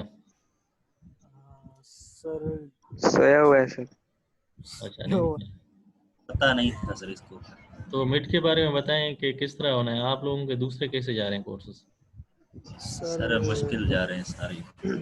सर कुछ इस तरीके से है कि हम थर्सडे को जो है वो डेटाबेस का दे रहे हैं मिड सेकंड में। तो वो कैसे दे रहे हैं? सर वो हमारे LMS पास में सर। आएगा, LMS पर देंगे सर हम। सर MCQs होंगे। उसकी अभी कंफर्म नहीं है, सर ने बस एक आए थर्सडे को होगा। होगा होगा सर ने बनाया है वो सर। हम जूम पर करें ओपन कैमरा? नहीं सर, क्यों? जूम पे आप लोग सर कनेक्शन LMS पे ले लेना। LMS में सर लिखेंगे किस तरह आप लोग? कनेक्शन प्रॉब्लम है सर, ये सर लाइट का क्यों ही ना मसला लें, होता बस है। MCQs ही लेना। मैं अगर इस तरह करूं कि आप सबको पेपर भेज दूं और आप लोग मतलब वो करें पेन के साथ और उसकी पिक्चर लेकर PDF में कन्वर्ट करके आप मुझे मेल कर दें या LMS पर रख दें, हाँ ये ये सही है सर सर, ये सही ऑप्शन है। और हम यहाँ अच्छा, पर ये ना कर सकते हैं सर। आप देखेंगे, हम आप जब कैमरा ऑन करेंगे तो आप लोग फोकस होगा कॉपी के पास, तो हम यहाँ से इन्विजिलेशन करेंगे। सर ये नहीं। सर नेट का इश्यू होता है। सर वो तो नेट का इश्यू होता है, बार बार डिस्कनेक्ट हो जाता है। और सर फिर ध्यान भी जाएगा, आगे स्क्रीन के साथ बैठे होंगे ना तो फोकस नहीं सर कर कभी लाइट सर अभी होती कभी नहीं होती लाइट। सर फोकस नहीं कर पाएंगे आगे के बाद चल। सर इतना तो ट्रस्ट करें हम। नहीं ट्रस्ट तो है ना, आप लोगों का नेट का मसला है सर उसमें हम नहीं। चीटिंग नहीं करेंगे सर। नहीं चीटिंग की तो बात मतलब ही नहीं है। लीनियर में क्या चीटिंग। वो आप अपना मसला हल करें, नेट का चीटिंग से क्या ताल्लुक? मतलब आप करेंगे ना तो आप सामने ही कर लें, क्या फर्क पड़ता? नेट फिर कैसे करें सर, नेट चलता ही नहीं है सही। सर बीच में अभी डिस्कनेक्ट हो देखिए गया जिस तरह सर अभी एक क्विज हुआ था, उसमें हमारा अगर ये ऑन था ना जूम सेशन, तो काफी डिस्टरबेंस आ रही थी, तो इसलिए इश्यूज हो रहे थे। अच्छा तो हम उधर नेक्स्ट भी क्लास ध्यान में ना रखें। क्विज भी रख सर आप लेते। LMS पे रख लेते हैं। आप क्विज रख लें आप सर। टाइम उसका वो कर दें, हम उसमें करके आपको सेंड कर देंगे। सर आप ऐसा करें, इतने पूरे टाइम LMS में पे चीटिंग थोड़ी क्वेश्चंस होती है। अपलोड करें, फिर आप यस टाइम सर। दे दें, उस टाइम में हम करके ना सॉल्व करके फिर वहाँ पे सबमिट वगैरह कर देंगे। ऐसा कुछ कर ले। In form of PDF। मगर उसमें चलें देखते हैं, अगर मैथ का ऑप्शन होगा, मैथ टाइपिंग वगैरह का हो तो फिर तो ठीक है, अदरवाइज फिर हम इस तरह करते हैं कि मिड को ना 2 हिस्सों में तकसीम करते हैं, 10-10 के दो मतलब आधे घंटे 1 घंटे के पेपर बनाते हैं ना, तो वो इजी हो जाना है आप लोगों से ना पेन के साथ करना। टाइम तो देना सर, आधे घंटे में नेट सर वगैरह का इश्यू होता है। 10 मार्क्स का है ना मिड सर। 20 का है ना, 10-10 मिड तो 10 मार्क्स का है ना। नहीं सर 10 आई का थिंक है 10 ना। का है। 10 का ही है। नहीं तो अपने मार्क्स कम क्यों करवा रहे हैं आप? सर वो ताकि आप डिस्ट्रीब्यूट हो रहे हैं ना बाकी उस तो पे। ये सर अभी बाकी तो सेशनल्स क्विज़ेस और असाइनमेंट सर सेशनल्स 30 कर दिए हैं आई थिंक सर, इसलिए सेशनल्स 30 है इसलिए यहाँ और से क्विज 10 पे माइनस। सर असाइनमेंट्स पे डिस्ट्रीब्यूट किए हैं वो। अच्छा कुछ स्टूडेंट जो है ना वो कोर्सरा की वो सेशनल नंबर की कोर्सरा के कोर्स की बात कर रहे हैं कि हम कोर्सरा के ऊपर कोर्स करें तो उससे हमें सेशनल मार्क्स कम। सर हमें डेटा नहीं कैसे सर, नहीं नहीं ये नहीं। नहीं सर नहीं, इतना बिल्कुल भी नहीं टाइम ही सर। नहीं है सर। बिल्कुल भी नहीं, बिल्कुल टाइम नहीं टाइम है। नहीं है, इंटरनेट नहीं है सर, कहाँ से करेंगे। तो हम इस तरह सर करते बहुत हैं, सारे एक इश्यूज हैं। के नेक्स्ट क्लास में ना क्विज कर लेते हैं, यानी कि ट्यूसडे वाले दिन इसी टाइम मैम ये पे। उधर रखो, टेबल पे सर रखो। किस क्विज सही है। एक्सरसाइज करना क्यों? है? सर क्लास में आप क्विज कैसे करेंगे सर? यानी कि एलिमेंट्स पर यस सर। हाँ MCQs होंगे ना LMS पे सर। कर लें। एमसीक्यूज कर लेते हैं, क्या चाहते हो आप? हाँ हाँ सर यस ठीक है सर, MCQs कर LMS लें। पे सर MCQ सही है सर। फिर ऑब्जेक्ट सब्जेक्ट होने चाहिए। ऑब्जेक्टिव कुछ दोनों जैसे सही है आपकी सर। मर्जी सर। ऑब्जेक्टिव ऑब्जेक्टिव हो सही है सर, सब्जेक्टिव सही है। Time sir. दीजिएगा। सर टाइम में दे पीडीएफ देता वाले हूँ, सही ठीक है? ऑप्शन है, हम एक उस पर्टिकुलर टाइम में आपको सेंड कर देंगे, यही बेटर ऑप्शन है सर। यस सर, पर टाइम दीजिएगा सर, नेट वगैरह का इश्यू यस होता है, सर। लाइट। ठीक है टाइम दे देता हूँ। सर। अच्छा ये सर स्लाइड नजर आ रही है आप लोगों को? Yes sir. नहीं सर। आ रहे हैं। यस सर, थोड़ी थोड़ी आ रही है सर। अच्छा एक मिनट, अब पूरी आ रही है। तो ये लीनियर कॉम्बिनेशन वही सेम टॉपिक है जो ऑलरेडी आप लोगों ने किया था। अच्छा सर आप इसकी वीडियो बना के मैं भेजें। इस तरह करता हूँ कि अभी मैं ओवरव्यू इसका दे देता हूँ, तो इसका वीडियो भी बना के ना आपको सेंड करता हूँ, ठीक है, ताकि आपको दोनों मटेरियल हो। सर वीडियो सर आप बोर्ड पे समझा के सर। भेजेंगे ना? हाँ वो मैं बोर्ड वाला भेजता हूँ, ठीक है। ठीक है सर। सर फिर अभी एंड कर देना, दूसरा सेशन भी है। सॉरी अभी फिर एंड कर देना। नहीं ये सर चंद हम स्लाइड्स कह रहे में हैं सर एंड कर लें, हमारी लैब है सर। नहीं जल्दी से इसको ना खत्म करते हैं, चंद स्लाइड्स हैं इसको देखें तो कंटेंट आ जाएगा ना। तो ये स्लाइड्स भी मैं आपको शेयर कर लेता हूँ, उसके बाद में वीडियो कर लेता हूँ, उसके बाद हम इसी के ऊपर दोबारा से भी मतलब देखेंगे कोई क्वेश्चन वगैरह, मगर आपके पास कंटेंट तो हो ना जो आप देख कर आ जाएं। सही है। अच्छा, लीनियर कॉम्बिनेशन ऑलरेडी आपको पता है, जो कि किसी ने क्वेश्चन भी पूछा था स्टार्टिंग में ना कि लीनियर कॉम्बिनेशन क्या होता है। तो वंस अगेन उस डेफिनेशन को रिपीट करते हैं कि क्योंकि ये उसमें यूज़ होना है स्पेनिंग सेट में, इस वजह से इसको दोबारा हम देखते हैं। ठीक है। तो लीनियर कॉम्बिनेशन होती है सम ऑफ वेक्टर्स विथ इसके प्रोडक्ट ऑफ स्केलर मल्टीप्लिकेशन। ठीक है। यानी कि अगर आपके पास वेक्टर्स हों u1 u2 up to uk, और v को हम इस तरह लिखें c1 times u1 plus c2 times u2 up to ck times uk, इसका मतलब v is written as the linear combination of u's। ठीक है। और ये c तो आपको पता है स्केलर नंबर से। अच्छा, स्पिनिंग सेट एक नया कॉन्सेप्ट है आपकी नेक्स्ट एक्सरसाइज में, यानी कि 4.4 की बात है आई थिंक। ठीक है। तो इसको मैं रीड करता हूँ। If every vector in a vector space can be written as the linear combination of vector in a set S, then S is a spanning set of the vector space. Is it clear?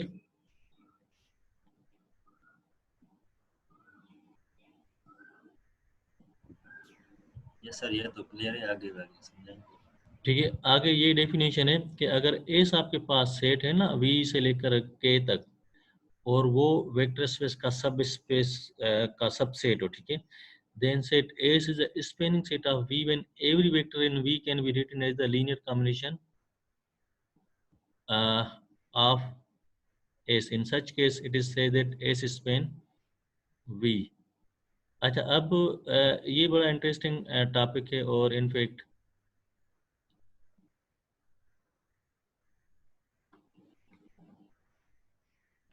ये बड़ा interesting topic इस वजह से क्योंकि हम अभी जो vector space की बात करें उसमें इन्फिनाइट वेक्टर्स हैं।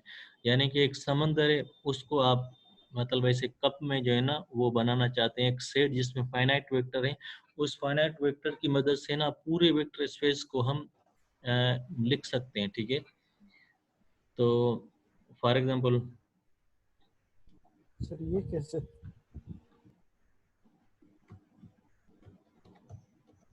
सर रिपीट कर दे थोड़ा। मैं इसको रिपीट कर लेता हूँ। यानी कि एस सेट है जिसमें फाइनाइट वेक्टर्स हैं, तो हम इस सेट की मदद से वेक्टर स्पेस के जितने भी वेक्टर्स हैं ना, उन तमाम वेक्टर को इस एस की मदद से लिख सकते हैं। यानी कि एस की लीनियर कॉम्बिनेशन की मदद से लिख सकते हैं। तो उस सेट को हम स्पिनिंग सेट कहेंगे, यानी कि जनरेटिंग सेट। यानी कि ये जो सेट है वो जनरेट करेगा तमाम के तमाम सारे वेक्टर स्पेस। ठीक है। मतलब फॉर एग्जांपल ये R3 के मैंने 3 वेक्टर उठाए 1, 2, 3, 0, 1, 2 और -2, 0, 1। ये ऐसा सेट है जो पूरे R3 जो स्पेस है ना उसको स्पेन करेगा, यानी कि जनरेट करेगा। तो इस वजह से इसका नाम है स्पेनिंग सेट। यानी कि इमेजिन करें आप R3 में कितने कितने वेक्टर्स हैं, कितने एलिमेंट्स हैं। R3 how many vectors will become? 3 sir. R3 में कितने वेक्टर्स होते हैं सर कंपोनेंट 3 होते हैं ना वेक्टर के। कंपोनेंट, यानी कि एलिमेंट्स। यानी कि फॉर एग्जांपल ये एक एलिमेंट है, ये दूसरा, ये तीसरा। जैसे जैसे वैल्यू चेंज करेंगे तो कितने वेक्टर्स होते जाएंगे? वो तो इनफाइनाइट इनफिनाइट होंगे ना। Very good. तो इन इनफिनाइट को ना तमाम के तमाम एलिमेंट्स को हम अब इन 3 वेक्टर की मदद से जनरेट करेंगे।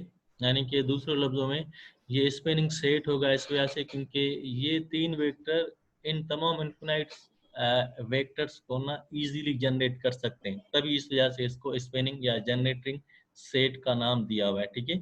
तो फॉर एग्जांपल U कोई सेट है U1 U2 U3 R3 में। अब हम उस U को अगर इस तीनों की मदद से लिख सकते हैं। ठीक है। तो U तो जनरल है ना, तो इसका मतलब स्पेनिंग सेट लीनियर कॉम्बिनेशन बना के ना इसको जनरेट करेगा। C1 C2 C3 की जैसे जैसे वैल्यू चेंज करेंगे तो डिफरेंट वेक्टर आएगा। तो अब देखें क्या होगा, अकॉर्डिंग टू डेफिनेशन ये वेक्टर जो है ना वो C1 times V1 plus C2 times V2 plus C3 times V3 होना चाहिए। तो जैसे इसको सॉल्व किया, मतलब स्केलर नंबर को मल्टीप्लाई करके 8 किया, तो ये सिस्टम बना, ठीक है। अब इस सिस्टम में आपको पता है कि 3/3 इक्वेशन है, इसको सॉल्व करने के डिफरेंट मेथड्स हैं। या जैसे अगर ये चेक करना चाहते हो कि इसका सॉल्यूशन एग्जिस्ट करता है नहीं करता, यूनिक है या नो सॉल्यूशन है, सो मेनी सॉल्यूशन है। अगर नो सॉल्यूशन है तो फिर तो ये स्पिनिंग सेट नहीं होगा, मगर इसके कोफिशिएंट मैट्रिक्स को देखें तो इसका डिटर्मिनेंट नॉन जीरो आता है।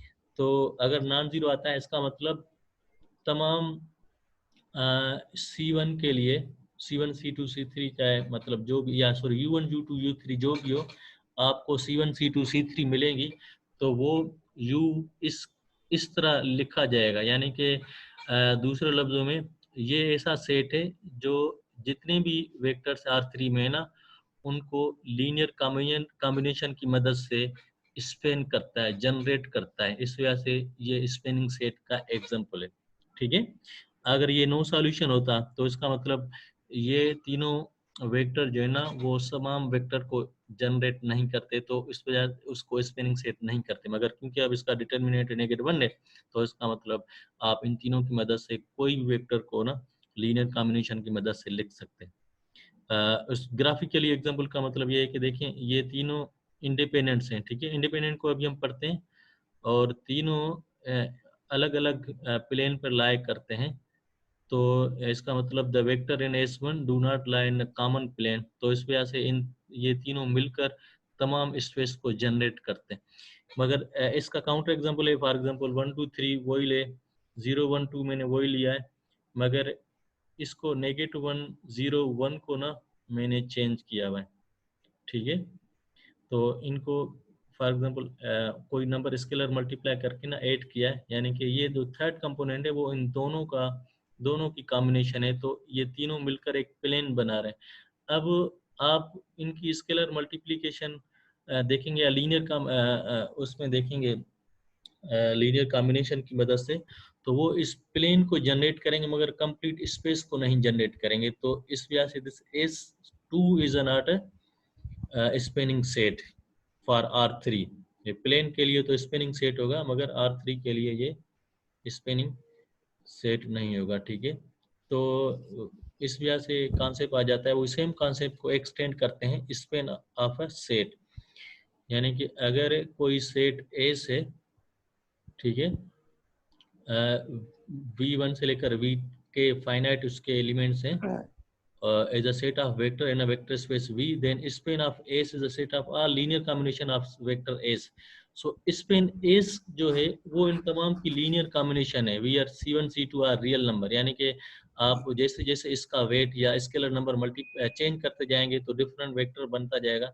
तो इस वजह से इसको हमने स्पेन एस का नाम दिया हुआ है। यानी कि ये मतलब समंदर को एक वो कप में कन्वर्ट करने का एक मेथड है, क्योंकि हम तमाम एलिमेंट्स को वेक्टर में तो नहीं लिख सकते, इस वजह से इसका नाम दिया हुआ है स्पेन एस। स्पेन एस का मतलब linear combinations of this elements, ठीक है। स्पेन एस लिखते हैं या स्पेन और इस सेट के अंदर वो एलिमेंट लिखते हैं, तो ये लिखने का जस्ट मेथड है। तो एक टर्मिनोलॉजी है, स्पेन एस का मतलब ये कंप्लीट वी है, और when span S equal to V, then it is said that V is spanned by these vector। ये पुराना वही कॉन्सेप्ट है कि अगर आप कंप्लीट V वेक्टर स्पेस को स्पेन एस में लिख सकते हैं, इसका मतलब वेक्टर स्पेस में जितने भी एलिमेंट हैं वो इन तमाम वेक्टर की लीनियर कॉम्बिनेशन में आ जाएंगे, तो उसको हम कहते हैं एस स्पेन। स्पेन का मतलब जनरेट करना होता है, यानी कि दूसरे लफ्जों में S set, finite set is generating whole vector space V। S spans V means S generates V। Clear? Question उठाया 23, ब्रीफली हम इसको देखते हैं, ठीक है। ये कहता है determine whether this set Spain R3 और नॉट। तो क्या मतलब है इसका, स्पेन करता है नहीं, और अगर करता है तो ज्योमेट्रिक डिस्क्रिप्शन बताएं, अगर नहीं करता तो क्या जनरेट करता है। एलिमेंट है 1, -2, 0 0 0 1 -1 2। तो आप जनरली कोई u ले लें, let suppose u1 u2 u3, उसको लिखें c times v1 plus c times c2 times v2 plus c3 times v3, उसको देखें कि सॉल्यूशन एग्जिस्ट करता है नहीं करता, जिस तरह हमने किया था। तो वैसे U1 लिया हमने, उसी तरह C1 plus C2 plus C3 किया और देखें कि क्या ये जनरेट वेट हमें मिल जाते हैं नहीं। तो अगर हम इसको देखें तो इसका डिटर्मिनेंट तो 0 आ रहा है, क्योंकि इसको सॉल्व करने के बहुत सारे मेथड है। इसको आप रिड्यूस करें, फॉर एग्जांपल इसको 0 करना है तो मैं 2 के साथ मल्टीप्लाई करके 8 करूंगा ना, तो ये भी 0 हो जाएगा, इनफैक्ट ये भी 0 हो जाएगा। मगर ये क्या हो जाएगा, 2 टाइम्स U2 प्लस U2, अगर ये भी 0 हो फिर तो सो मेनी सॉल्यूशन, मगर अगर ये 0 हो तो नो सॉल्यूशन। इसका मतलब ये R3 के लिए this set is not spinning set for R3 complete. ठीक है, तो अगर क्वेश्चन यहाँ तक होता तो फिर हम कहते हैं दिस नॉट स्पिनिंग सेट। मगर ये आगे कहता है if the set does not spin R3 then give a geometric description of the subspace that it does spin।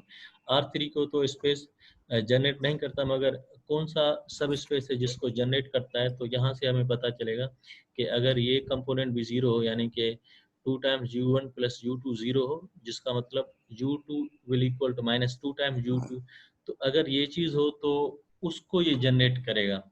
ठीक है, so this system is infinite number of solution if U2 equal negative 2 times U1, otherwise it has no solution। तो for example 111 is not in a span of S, और so S does not spin for R3। ठीक है, इसको आप फिर भी देख लें, अगर मसला हो रहा है तो नेक्स्ट में आप बताएं। अच्छा, उसके बाद हमारे पास एक और कॉन्सेप्ट है, linear dependence and independent set. Dependence और इंडिपेंडेंस का वही सेम कॉन्सेप्ट है जो आप लोग already. Yes yes sir. Yes sir मुझे कुछ काम है, मैं जा सकता हूँ सर? जरूरी है। कहाँ जाना है सर? जरूरी काम है सर। चलें फिर मैं इसको वीडियो अब रिकॉर्ड करके ना अपलोड कर लेता हूँ, तो बाद में देख लीजिएगा। सही है सर? अटेंडेंस लग जाएगी ना? CR? Yes sir. तो इसका याद कर लेना नाम, फिर बताना। ठीक है, श्योर सर। असीब नोमान। अच्छा जी हाँ जी हाँ। ओके, डिपेंडेंस और इंडिपेंडेंस का क्या मतलब है? सर एक वैल्यू दूसरे के ऊपर डिपेंड करती है। डिपेंड करती है, सही है, तो वही सेम है। ए से जिसमें 3 कंपोनेंट्स है, V1 V2 V3, सही है। और अगर हम V1 को इस तरह लिखते हैं 3 टाइम्स V1 प्लस V3, जिस तरह हम लिखते हैं ना y equal to mx plus b, तो y को हम डिपेंडेंट वेरिएबल कहते हैं। वैसे ही सेम कॉन्सेप्ट है, क्योंकि V2 प्लस V3 की लीनियर कॉम्बिनेशन में हम इसको लिख सकते हैं, तो इसका मतलब V1 is totally depend on V2 V3। जैसे जैसे V2 V3 की वैल्यू चेंज करेंगे आपको V1 मिलता जाएगा। तो this is example of dependent variable. या इस V1 को अगर मैं इस तरफ लेके आता हूँ तो क्या होगा, 3V2 plus V3 minus V1 equal to 0। तो ये चेक करने का एक मेथड है, आप लोग इन जनरल ये चेक करो C1V1 plus C2V2 plus C3V2 equal to 0, और चेक करो अगर वेट यानी कि ये scalar number C1 C2 C3 की वैल्यू आपको नॉन ट्रिवियल मिलती है। देखें इसको इस तरह किया और C1 की वैल्यू 1 -3 आ जाता है। इसका मतलब कि ये जो होमोजेनियस इक्वेशन है इसका नॉन ट्रिवियल सॉल्यूशन होता है। तो इसका मतलब any one vector can be written as the linear combination of 2 other, यानी कि आप V2 को यहाँ पर ले आए, V1 को इस तरफ ले आए, तो V2 can be written as the linear combination of V1 V3, या V3 को सॉल्व करेंगे तो ये तीनों आपस में डिपेंडेंट हो जाते हैं। मगर इनका अगर कोई भी नॉन ट्रिवियल सॉल्यूशन ना हो, जस्ट ट्रिवियल सॉल्यूशन हो, तो फिर वो इंडिपेंडेंट कहलाते हैं। फिर इसका मतलब V1 can not be written as the linear combination of V2 V3। ठीक है, तो ये मतलब आसान सी के मतलब क्राइटेरिया चेक करने की जो रूल है वो इस तरह है कि हम होमोजीनियस इक्वेशन को देखते हैं। इस होमोजीनियस के लिए अगर नॉन ट्रिवियल सॉल्यूशन आ जाता है तो डिपेंडेंट है, और जस्ट ट्रिवियल सॉल्यूशन आ जाता है तो वो इंडिपेंडेंट है। ठीक है, तो इसको मैं देख लेता हूँ, एक बार तो रीड कर लेता हूँ। Set of vector V1 up to V3 is in a vector space V is a linearly independent when the vector equation this one has only trivial solution, यानी कि सारे के सारे जीरो हो जाए तो वो इंडिपेंडेंट। इसका मतलब कोई भी वेक्टर दूसरे की लीनियर कॉम्बिनेशन फिर हम उसको नहीं लिख सकते, ठीक है। अगर नॉन ट्रिवियल इसमें से कोई भी नॉन जीरो आ जाए तो वो डिपेंडेंट कहलाता है, ठीक है। ट्रिवियल और नॉन ट्रिवियल का क्या मतलब है? ट्रिवियल और नॉन ट्रिवियल का वही सेम कॉन्सेप्ट है जो इससे पहले हमने थर्ड चैप्टर में या सेकंड चैप्टर में आई थिंक किया था, जब हमने होमोजीनियस इक्वेशन की बात की थी। होमोजीनियस इक्वेशन का मतलब राइट साइड जीरो होता है, नल वेक्टर, ठीक है।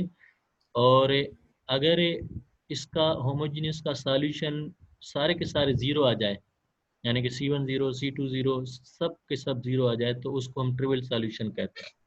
Yes sir. और इनमें से कोई भी एक नॉन जीरो आ जाए तो वो नॉन ट्रिवियल कहलाता है। चलिए हम इस तरह करते हैं, एग्जांपल कर लेते हैं।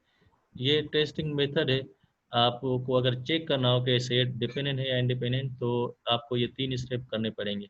सबसे पहले तो आपको होमोजीनियस इक्वेशन बनानी पड़ेगी, फिर उसको सॉल्व करना पड़ेगा, उसके बाद चेक करना पड़ेगा कि सारे जीरो हैं या जीरो नहीं है। अगर सारे जीरो हैं तो इंडिपेंडेंट, अगर कोई भी एक नॉन जीरो है तो डिपेंडेंट। फॉर एग्जांपल ये एक एग्जांपल है, क्वेश्चन है बल्कि 47 का। आपसे क्वेश्चन है कि determine whether the set T2, अब पॉलीनोमियल ऑफ ऑर्डर 2 की बात करें, इज लीनियर डिपेंडेंट और इंडिपेंडेंट। तो सबसे पहले हम होमोजीनियस यानी कि C1 टाइम्स V1, अब वेक्टर आपके पास ये 7 minus 3x plus 4x square एक वेक्टर है, दूसरा है 6 plus 2x minus x square दूसरा है और ये तीसरा है 1 minus 8x plus 5x square. तो ये होगा C1 V1 plus C2 V2 plus C3 V3 equal to 0। अब यहाँ पर 0 का मतलब नल वेक्टर जिसमें 0 times constant plus 0 times x plus 0 times x2, उसको सॉल्व करने के बाद हमें चेक करने पड़ेगा, यानी इस इक्वेशन को आपने सॉल्व करना होगा। जैसे सॉल्व करेंगे तो कांस्टेंट 0 के बराबर, x वाले कंपोनेंट 0 के बराबर और स्क्वायर वाले 0 के बराबर, तो 3/3 इक्वेशन। अब इस होमोजेनियस इक्वेशन को देखना पड़ेगा कि क्या सॉल्यूशन आता है C1 C2 C3 का। अगर ये 0 आ जाता है तो फिर इंडिपेंडेंट, अदरवाइज नहीं।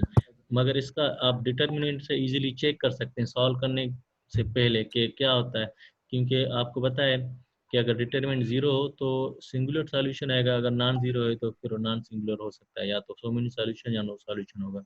तो ये इसमें सॉल्व किया, कहता है this system has only the trivial solution so the set linear independent. Trivial इस वजह से क्योंकि इसका डिटर्मिनेंट 0 होगा, ठीक है। या तो आप इसको उसी मेथड से चेक करके सॉल्व करके चेक करेंगे कि आपको C1 भी 0 मिलेगा, C2 भी 0 मिलेगा, C3 भी 0 मिलेगा, मतलब नॉन जीरो कोई भी नंबर आपको नहीं मिलेगा, ठीक है।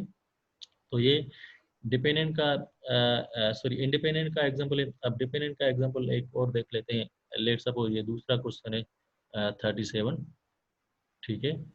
और उसी तरह मगर इसमें 4 वेक्टर्स हैं, एक एक्स्ट्रा है, R3 का एग्जांपल है अगेन। R3 के 4 एलिमेंट्स है, तो इसमें आप लोग देखें ये जबरिया कौन सा मसला है इस एग्जांपल में। चलें इस एग्जांपल को भी देखें, उसके बाद मैं दोनों को कंपेयर कर लेता हूँ, ठीक है। चलें इसी तरह आप इसको जब आप सॉल्व करेंगे तो क्या होगा,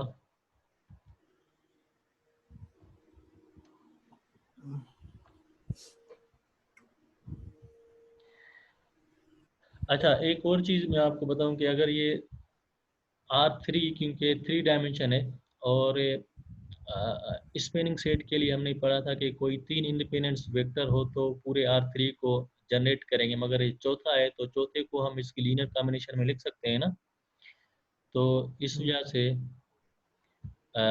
ये काउंटर एग्जांपल इसने डायरेक्ट दिया हुआ है, because the fourth vector is the linear combination of the first 3 then set is linearly dependent, क्योंकि इसको हम, और ये डायरेक्ट किस तरह पता चला 5 और 4 1 और 4, आप लोग इसको ना सॉल्व करेंगे C times V1 plus C2 V2 plus C3 V3, तो आपको ये वाला वेक्टर, या फिर आप लोग इस डेफिनेशन को होमोजेनियस वाली डेफिनेशन को भी यूज करेंगे तो आपको देखिए नॉन ट्रिवियल सॉल्यूशन आ जाएगा, क्योंकि इसको इस तरफ लेके आएंगे तो ओरिजिन 0 आ जाएगा, मगर C1 C2 C3 की वैल्यू जो है ना वो नॉन जीरो आ जाएगी। C1 1 है हमारा, C2 5 और 4 है, C3 1 और 2 है, C4 को आप 0 कर लें क्योंकि यहाँ पर 4 वेक्टर्स है ना, C4 0 हो जाएगा तो इक्वल टू 0 आ जाएगा। तो बहुत सारे मेथड्स हैं, मगर डिपेंडेंट और इंडिपेंडेंट का वही सेम कॉन्सेप्ट है, ठीक है।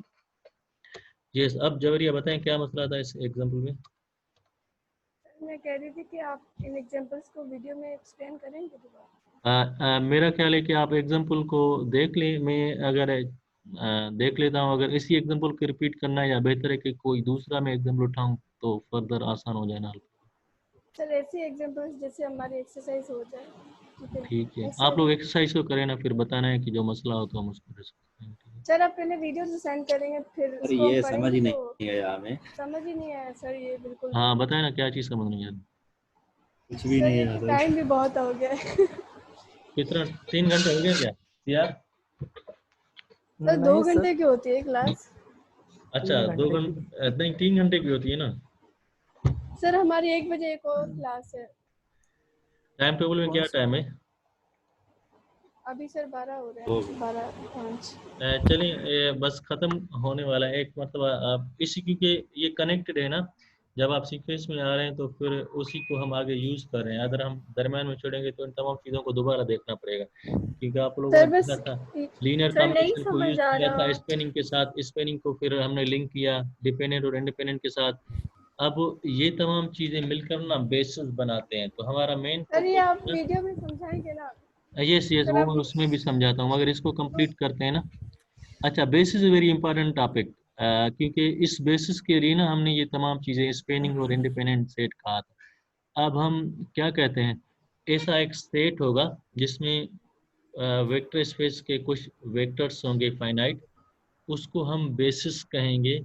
अगर उसमें ये दो प्रॉपर्टीज हों, एक तो वो पूरे वेक्टर स्पेस को जनरेट करे, दूसरा वो आपस में इंडिपेंडेंस हो, मतलब डिपेंडेंस ना हो, तो वो बेसिस होगा। ठीक है, फॉर एग्जांपल ये स्टैंडर्ड बेसिस हैं 1,0,0 R3 के स्टैंडर्ड बेसिस हैं 0 1 0 0 0 1। अब इस सेट में ना वो दोनों प्रॉपर्टी सेटिस्फाई होती हैं। ग्राफिकली देखें, ये आपका, इसको हम आई जे और के का भी नाम देते हैं, या in general I1 I2 I3। ठीक है, ये सुमेर। तो आप लोग देखें, इन तीनों की मदद से आप किसी भी वेक्टर को ना लिख सकते हैं इस R3 स्पेस में, क्योंकि लेट सपोज 1 2 3 को अगर मैं लिखना चाहूँ, 1 comma this vector 1 times this vector plus 2 times this vector plus 3 times this vector. ठीक है, एक्स वाई जेड को X times I plus Y times J plus Z times K आप लिख सकते हैं। तो ये स्टैंडर्ड बेसिस कहलाता है।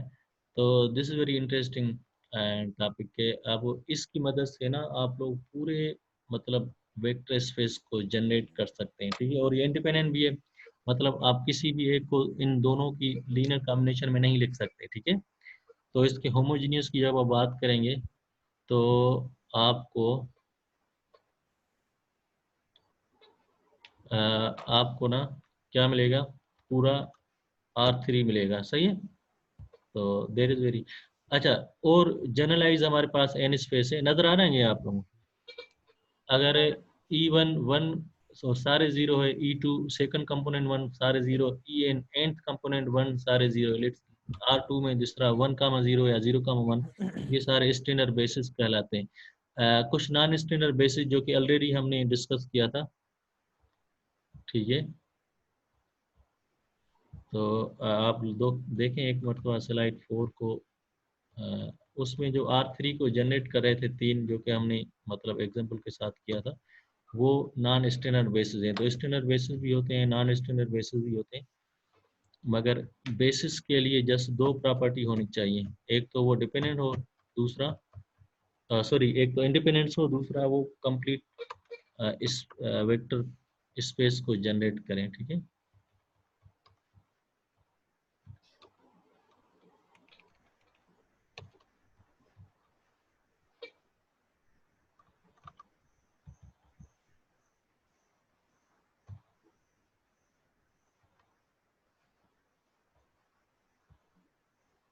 ठीक है, तो इसको देखें, ये अगेन ये जो तीन वेक्टर है 1,2,3 0 1 2 -2,0 1, ये इंडिपेंडेंस भी हैं और R3 को जनरेट भी करते हैं, तो ये भी बेसिस कहलाएगा, नॉन स्टैंडर्ड बेसिस है।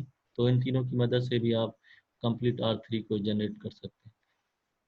ठीक है, और अब डायमेंशन वैसे क्या करते हैं, जिस तरह R3 की 3 डायमेंशन है, R2 की 2 डायमेंशन है, तो डायमेंशन की वैसे डेफिनेशन क्या है, आप लोगों ने तो ऑलरेडी डिस्कस किया होगा ना कैलकुलस में।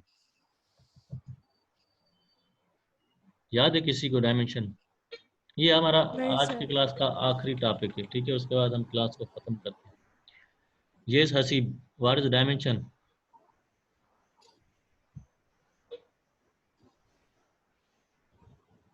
Haseeb, are you listening?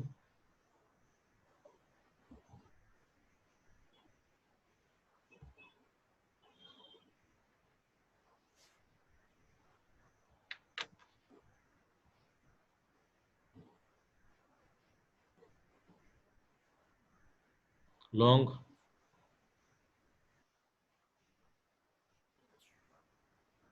Javeria, जी सर। बताएं क्या होता है डायमेंशन? सर मुझे याद नहीं है।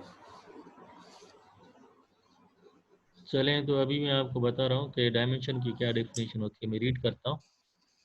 If a vector space V has a basis consistence of n vector, then the number of n is the dimension of V, denoted by dimension of V equal to n. When V consists of the zero vectors alone, the dimension of V is defined as zero. तो dimension का मतलब ये होता है कि आप के पास जो बेसिस हैं, ठीक है, उसके अंदर जितने एलिमेंट्स होंगे, जितने वेक्टर्स का तादाद होगा, वो डायमेंशन होगा। फॉर एग्जांपल R3 में आप लोगों ने देखा होगा बेसिस में कितने वेक्टर्स थे, 1, 0, 0 और 0, 1, 0 और 0, 0, 1। तो 3 वेक्टर हैं, तो इसका मतलब R3 की डायमेंशन 3 है। R2 के यानी कि 2 डायमेंशन के जो बेसिस हैं, उस सेट के अंदर जितने एलिमेंट्स होंगे वो उस R2 की डायमेंशन यानी कि 2 होगी। ठीक है, are you getting? Hello,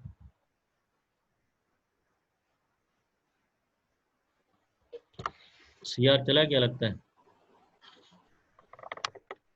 yes sir, net crash हुआ है।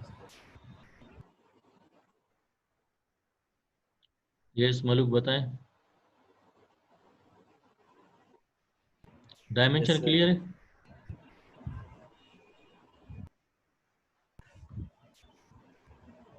नहीं सर, उसमें नहीं है।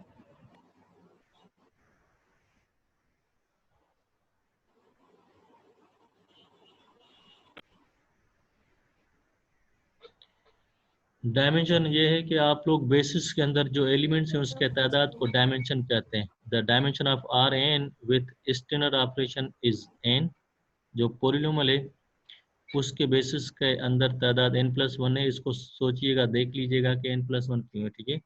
और डायमेंशन ऑफ m/n का है स्टैंडर्ड ऑपरेशन विथ mn। इसको भी आप लोग देख लीजिएगा, मैं नेक्स्ट क्लास में पूछूंगा, ठीक है।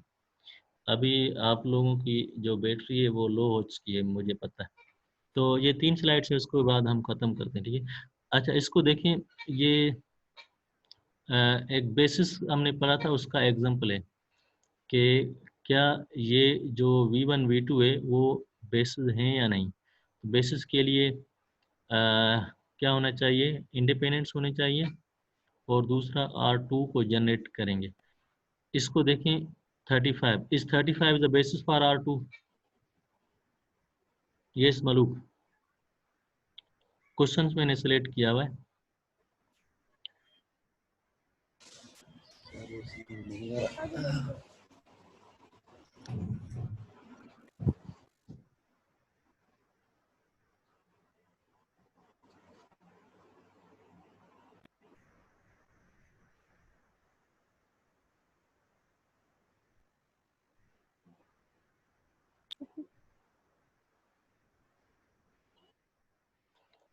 चले, मैं आप बता रहा हूँ कि ये 35 क्योंकि इंडिपेंडेंस वेक्टर्स हैं। इंडिपेंडेंट क्योंकि डिपेंडेंट लीनियर स्केलर मल्टीप्लाई होता है, V1 is sometimes scalar times V2, ठीक है। तो वो तो इस लाइन की तरह आप देखें या इस लाइन की तरह, तो ये दोनों डिपेंडेंट्स है मगर ये दोनों इंडिपेंडेंट्स है, और इन दोनों की मदद से आप कंप्लीट R2 को जनरेट करेंगे। तो 35 and 38 are basis for R2, ठीक है। और इसी तरह एक क्वेश्चन है एग्जाम्पल लेवल के, dimension of the sub space, इसको आप देख लीजिएगा। ठीक है, ये क्वेश्चन मैंने किया था आप लोगों के लिए, इसको भी आप लोग देख लीजिएगा। फर्दर जो मसले हैं तो आपने बताना है ताकि हम उसको कर सकें। तो आई think this enough for today. CR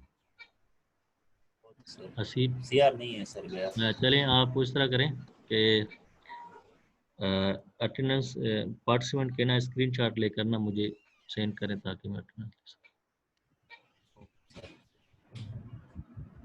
sir yes sir sir आप 4.4 और 4.5 की वीडियो बना के सेंड करेंगे हमें, हाँ यस, या ये फिर वीडियो इसी से बनना पड़ेगा? ये वीडियो बनाइए, मैं इसको सेंड करता हूँ। सही है सर ये नहीं, वो बोर्ड वाली। बोर्ड वाली देखता हूँ मैं, उसमें अगर जो मेन चीज़ें हैं ना उसकी मैं वीडियो दोबारा बनाता हूँ। सही है। अच्छा, हम इसका क्विज करते हैं नेक्स्ट क्लास में। सही है, ट्यूसडे वाले दिन, तो उसके लिए आप लोगों ने तैयारी करनी है। ठीक है सर कौन कौन सी सर इससे होंगी? पहले आप वो 4.3 बोर्ड वाली तक करें वीडियो ना सेंड सर। करें। हाँ सर। सॉरी, क्या करें? सर क्विज 4.3 तक होना चाहिए ना, अभी तो ये तो नहीं होना चाहिए। ये डायमेंशन तक, बस ये 4.5 है शायद, यहाँ तक करेंगे। सर ये तो पढ़ी नहीं अभी। पढ़ें अभी नहीं है, क्विज नेक्स्ट क्लास में, मतलब ट्यूसडे को। एक वीक है आपके पास, और पिछला भले ना हो, यानी कि जो फर्स्ट मिड के बाद जो चौथा चैप्टर है ना, वहाँ से, यानी कि आई थिंक 4.1 से 4.5 तक ही क्विज है ना। ठीक है, मतलब चौथे चैप्टर का है ओवरऑल। सर 4.3 तक सही थी। सर पेपर भी है बीच में, सर एग्जाम है हमारा। Yes sir. Sir first mid के बाद चैप्टर 3 भी था ना, या वो फर्स्ट मिड में था? वो फर्स्ट मिड में था आयशा। अच्छा नहीं, वो सेकंड मिड में, मगर अब क्विज में थोड़ा मतलब कम कर रहे हैं ना कोर्स आप। सर, फिर ये वाले कम करें ना, वो रहने दें। हाँ सर। मसीला अभी जगा है, शायद मसीला नींद में था। ओके चलें, ये अटेंडेंस कौन ले रहा था?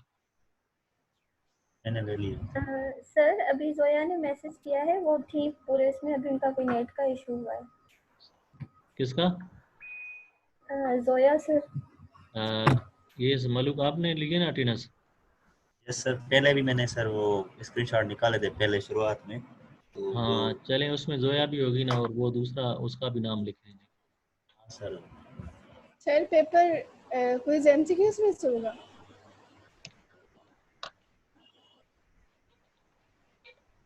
हाँ एमसीक्यूज कर लेते हैं। ठीक है, क्वेश्चन सही है ना, जैसे आप पेपर में देते हैं एमसीक्यूज तो जैसे कहो उसमें फिर लिखने का मसला नहीं होगा।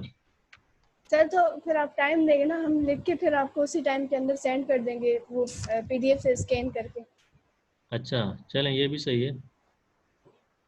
आप टाइम ज्यादा दीजिएगा। और सर टाइम मैथ है तो थोड़ा एक्स्ट्रा दीजिएगा, ऐसा नहीं कि सर एक क्वेश्चन के लिए आप 1 मिनट देते हैं। टाइम थोड़ा दूं या ज्यादा? सर ज्यादा दे। ज्यादा सर ज्यादा। सर या ऐसा करें ना सर, क्वेश्चन हो उसके नीचे आंसर भी हो, फिर हम वो सॉल्व करके उसका आंसर टिक करें, ये भी हाँ सही। ये तो एमसीक्यूज कहलाता है ना। चले मैं इस तरह करता हूँ, एक क्वेश्चन देता हूँ, हाँ उसके 4-5 ऑप्शन देता हूँ, जो सही होगा ना उसको आपने हाँ टिक करना है, बाकी गलत होंगे। ठीक है, तो आप जैसे टिक करेंगे ना, तो हाँ। एलिमेंट्स आपको खुद ही बताएगा कि आपने सही किया गलत किया। सही है। ये सर हाँ सर ये सॉल्यूशन नहीं भेजे, फिर सॉल्यूशन नहीं देना फिर हमें। सॉरी, नहीं ना, सॉल्यूशन फिर इसका नहीं देना। नहीं ना, बस फिर ना।